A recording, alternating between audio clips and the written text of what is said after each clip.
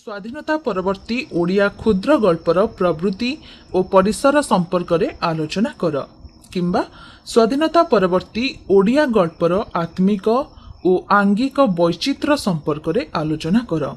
ତ ଆମେ ଆଜି ସେହି ସମ୍ପର୍କରେ ଆଲୋଚନା କରିବା। ଭାରତ ସ୍ୱାଧୀନତା ହାସଲ କରିସାରିବା ପରେ ମାନବର ବିଭିନ୍ନ ସମସ୍ୟା ତାକୁ ଜଳାଞ୍ଜଳି କରିଦେଲା। ମହାତ୍ମା ଗାନ୍ଧୀ ଓ ଜବାହରଲାଲଙ୍କ ମୃତ୍ୟୁ ଭାରତବର୍ଷ ରାଜନୀତିରେ ଯଥେଷ୍ଟ ପ୍ରଭାବ ପକାଇଥିଲା। ଭାରତରୁ ବିଦେଶୀ ଶାସକମାନଙ୍କୁ ହଟାଇବାରେ ପ୍ରମୁଖ ଭୂମିକା ଗ୍ରହଣ କରିଥିବା ନେତୃବୃନ୍ଦ କ୍ରମେ ସ୍ୱାର୍ଥପର ହୋଇପଡ଼ିଲେ। ସେମାନେ ଗରିବ ଜନତାଙ୍କୁ ନାନା ଭାବରେ ଶୋଷଣ କଲେ। ବୈଷ୍ଣବ ଚରଣ ସାମଲଙ୍କ ମତରେ ସ୍ୱାଧୀନତା ପରବର୍ତ୍ତୀ ଭାରତୀୟ ତଥା ତତ୍କାଳୀୟ ସମାଜ ଓ ରାଜନୀତିରେ ଦେଖାଦେଇଛି ବହୁ ସଂଘର୍ଷ ଓ ଦ୍ୱନ୍ଦ୍ୱ। ସାମାଜିକ ଜୀବନ ହେଉଛି ନୈରାଶ୍ୟ ଜର୍ଜରିତ ଓ ଏହା କେବଳ ପଲ୍ଲୀ ଜନତା ନୁହେଁ, ସହରୀ ଜନତା ମଧ୍ୟ ହେଉଛି ଅସହାୟ। ଅର୍ଥାତ୍ ସ୍ୱାଧୀନତା ପରବର୍ତ୍ତୀ ଭାରତୀୟ ତଥା ସମାଜ ରାଜନୀତିରେ ବହୁ ସଂଘର୍ଷ ଓ ଦ୍ୱନ୍ଦ୍ୱ ଦେଖାଦେଇଛି। କେବଳ ସାମାଜିକ ଜୀବନ ଜର୍ଜରିତ ହୋଇଛି ତାହା ନୁହେଁ, ପଲ୍ଲୀ ଜନତା ଠାରୁ ଆରମ୍ଭ କରି ସହର ଜନତା ମଧ୍ୟ ଅସହାୟ ହୋଇପଡ଼ିଛନ୍ତି। ଏହି ରାଗିଣୀକୁ ଶୁଣିଛନ୍ତି ଓଡ଼ିଶାର କଥାକାରମାନେ ଏବଂ ତାକୁ ରୂପ ଦେଇଛନ୍ତି ସେମାନଙ୍କ କଥା ସାହିତ୍ୟରେ। ଏ ସମୟରେ କଥାକାର ମଣିଷର ବାହ୍ୟ ସତ୍ତାକୁ ନେଇ କେବଳ ଗଳ୍ପ ଲେଖିଲା ନାହିଁ, ତାର ଅନ୍ତର୍ନିହିତ ଖଣ୍ଡିତ ବ୍ୟକ୍ତିତ୍ୱକୁ ନେଇ ଏବଂ ଅବଚେତନ ମନର ସଂଗୁପ୍ତ ରହସ୍ୟକୁ ନେଇ ଗଳ୍ପ ରଚନା କଲେ। ସ୍ୱାଧୀନତା ପରବର୍ତ୍ତୀ ଓଡ଼ିଆ କ୍ଷୁଦ୍ର ଗଳ୍ପର ମଣିଷ ଏହି ବିରାଟ ଦୁନିଆର ମଣିଷ, ଯେକୌଣସି ସୀମିତ ଅଞ୍ଚଳର ନୁହେଁ। ଆନ୍ତର୍ଜାତିକ ବେଦନାବୋଧ ଓ ନୈରାଶ୍ୟବୋଧ ଏ ସମୟରେ ଗଳ୍ପକୁ କଲା ଅଧିକ ପ୍ରାଣବନ୍ତ। ଓଡ଼ିଆ ଗଳ୍ପ ସାହିତ୍ୟ 100 ବର୍ଷ ଅତିକ୍ରମ କରିସାରିଛି, ଏଥିରେ କୌଣସି ସନ୍ଦେହ ନାହିଁ। 100 ବର୍ଷର ପରମ୍ପରାରେ ଏଥିରେ ଯୋଗ ଦେଇଛନ୍ତି ଶତାଧିକ ଗାଳ୍ପିକ ଓ ସୃଷ୍ଟି କରିଛନ୍ତି ସହସ୍ରାଧିକ ଗଳ୍ପ। ମଣିଷର ଚେତନାକୁ ସ୍ପନ୍ଦିତ କରୁଥିବା ଶହ ଶହ ଘଟଣା, ଆଦର୍ଶ, ଅଭିରୁଚି, ମନସ୍ତତ୍ୱ ଓ ଦର୍ଶନକୁ ଅଙ୍ଗୀଭୂତ କରି ବହୁ ଆକାର, ପ୍ରକାର ଓ ଆଙ୍ଗିକରେ ସମୃଦ୍ଧ ହୋଇ ଗଳ୍ପ ଜଗତ ବିଚିତ୍ର ବନ୍ୟା ପାଲଟିଛି। ମାତ୍ର ସ୍ୱାଧୀନତା ପରବର୍ତ୍ତୀ କାଳରେ ହିଁ ଓଡ଼ିଆ କ୍ଷୁଦ୍ର ଗଳ୍ପର ଆଙ୍ଗିକ ଓ ଆତ୍ମିକ ସମ୍ପଦର ସମସ୍ତ ପ୍ରଗତି ଓ ଉନ୍ନତି ସାଧିତ ହୋଇଛି। କଥାକାର ମହାପାତ୍ର ନୀଳମଣି ସାହୁଙ୍କ ମତରେ 1947-48 ପରେ ପରେ ହିଁ ଓଡ଼ିଆ ଗଳ୍ପ ସାହିତ୍ୟର ବହୁବିଧ ପ୍ରସାର ଲାଗି 10 ଦିଗ ଖୋଲିଗଲା।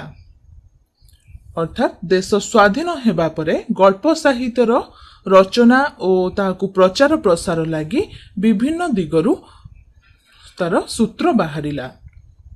ସ୍ୱାଧୀନତା ପୂର୍ବବର୍ତ୍ତୀ 4 ଦଶକରେ ଗଳ୍ପରେ କଥାବସ୍ତୁ ମୁଖ୍ୟତଃ ଥିଲା ସମକାଳୀନ ସାମାଜିକ ଭିତ୍ତିକ।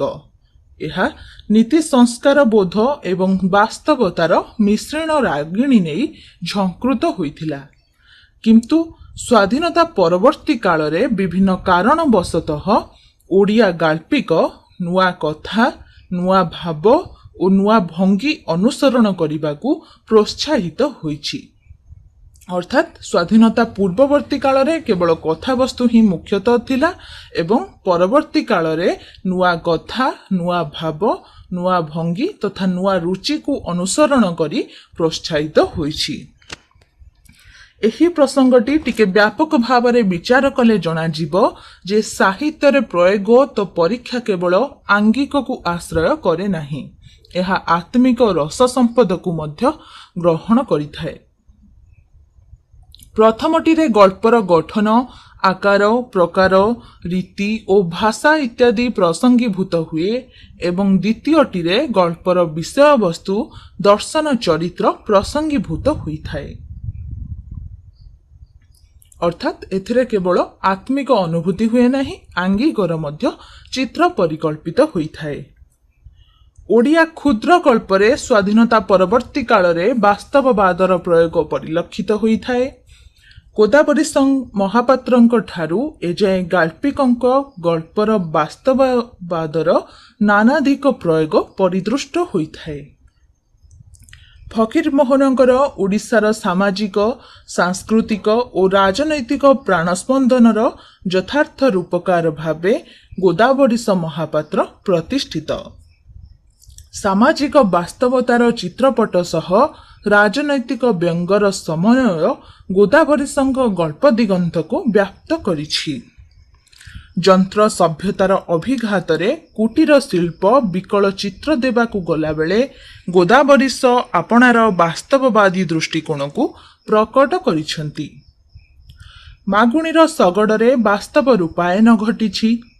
ନୀଳମାଷ୍ଟ୍ରାଣୀ ଗଳ୍ପ ସଂକଳନରେ ଗୃହୀତ ଚରିତ୍ରଗୁଡ଼ିକ ବାସ୍ତବ ସମାଜରୁ ଆସିଅଛି। ଅର୍ଥାତ୍ ମାଗୁଣୀର ଶଗଡ଼ ଓ ନୀଳମାଷ୍ଟ୍ରାଣୀ ଗଳ୍ପ ସଂକଳନରେ ବାସ୍ତବ ସମାଜର ଚିତ୍ର ପରିଦର୍ଶିତ ହୋଇଛି। ସେହିପରି ଗୋପୀନାଥ ମହାନ୍ତିଙ୍କ ଚରିତ୍ର ପ୍ରବେଶ ଦୃଷ୍ଟିରୁ ବାସ୍ତବବାଦର ପ୍ରଗାଢ଼ ଶୁଶ୍ରୂଷା କରିଛନ୍ତି।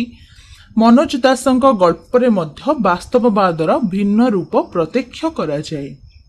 ମଧୁବନର ମେୟର, ବାବା ଚକ୍ରଧାରୀ ବୃତ୍ତାନ୍ତ, ବିହଙ୍ଗ ଇତ୍ୟାଦି ଗଳ୍ପ ମଧ୍ୟ ବାସ୍ତବବାଦ ଭିତ୍ତିକ।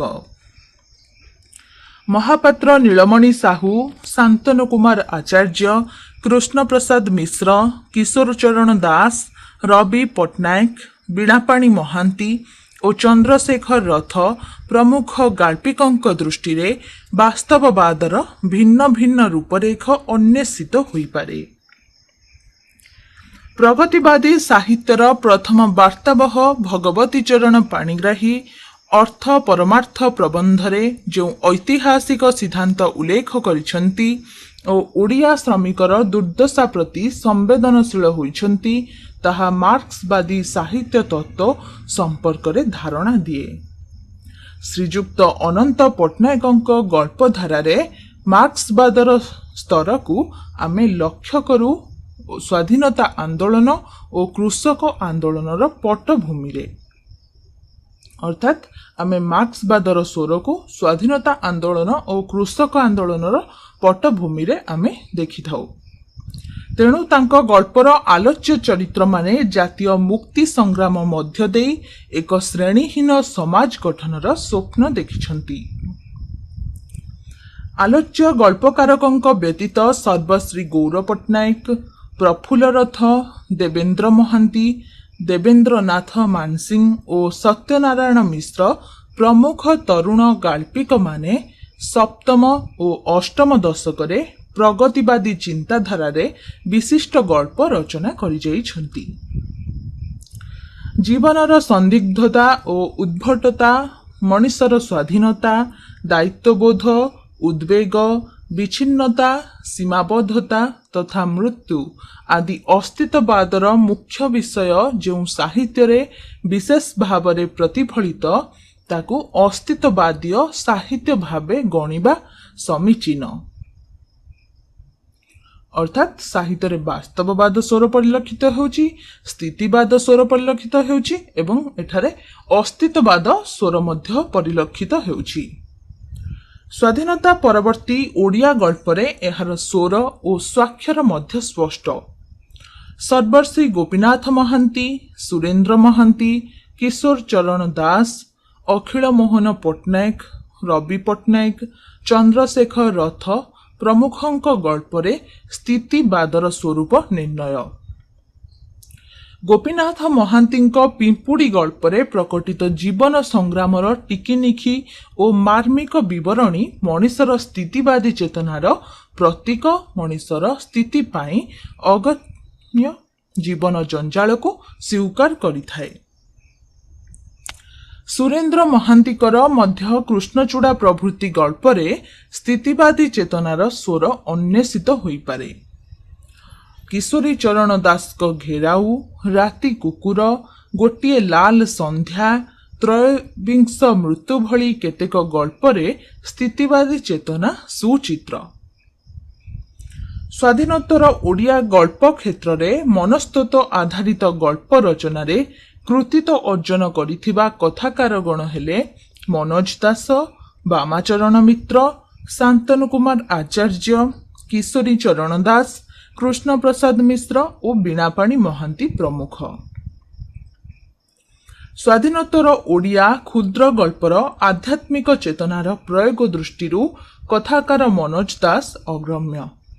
ତାଙ୍କ ସହିତ ମହାପାତ୍ର ନୀଳମଣି ସାହୁ, ଶାନ୍ତନୁ କୁମାର ଆଚାର୍ଯ୍ୟ, ଚନ୍ଦ୍ରଶେଖର ରଥ ପ୍ରମୁଖ କେତେଜଣ ସ୍ରଷ୍ଟା ଏବଂ ସେମାନଙ୍କର ସୃଷ୍ଟିମୟ ସୃଷ୍ଟି ବିଚାର କରାଯାଇପାରେ। ଗଳ୍ପର ଆଙ୍ଗିକ ସମ୍ପର୍କରେ ଏକ ସ୍ଥୂଳ ଧାରଣା ମାତ୍ର ଦିଆଯାଇପାରେ। ଏହି ପ୍ରସଙ୍ଗରେ ଗଳ୍ପର ଆକାର, ପ୍ରକାର, ଉପସ୍ଥାପନା, ଉପସଂହାର ଓ ଭାଷା ପ୍ରୟୋଗ ଇତ୍ୟାଦିକୁ ଆଲୋଚନା କରାଯାଇପାରେ। ତ ଏହା